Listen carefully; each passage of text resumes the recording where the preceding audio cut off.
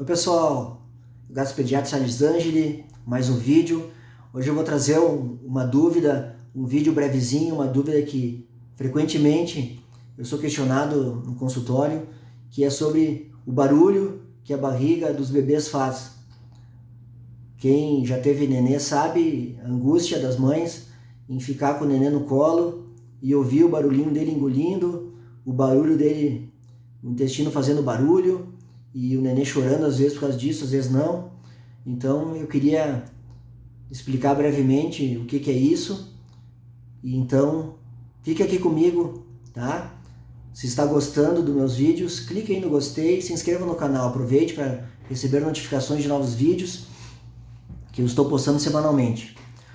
Bom, então eu queria dizer assim, ó, que um nenê que é normal, que está crescendo bem, mamando bem, que não tem sintomas de refluxo grave, que não tem sintoma de alergia, que está fazendo cocô normalmente, ele vai apresentar esses barulhos, tá? Isso acontece e são normais.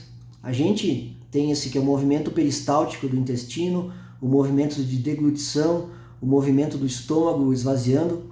O que acontece? No nenê isso se ouve mais porque eles têm a parede muscular muito fina.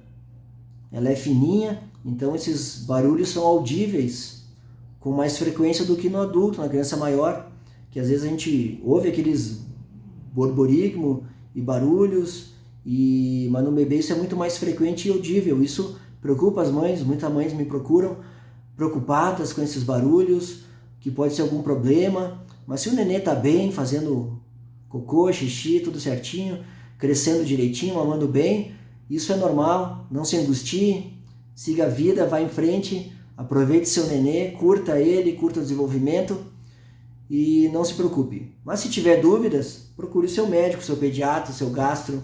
Se for aqui da região de Caxias e arredores, pode me procurar também, fico muito feliz em atendê-lo. E um grande abraço a todos e até o próximo vídeo.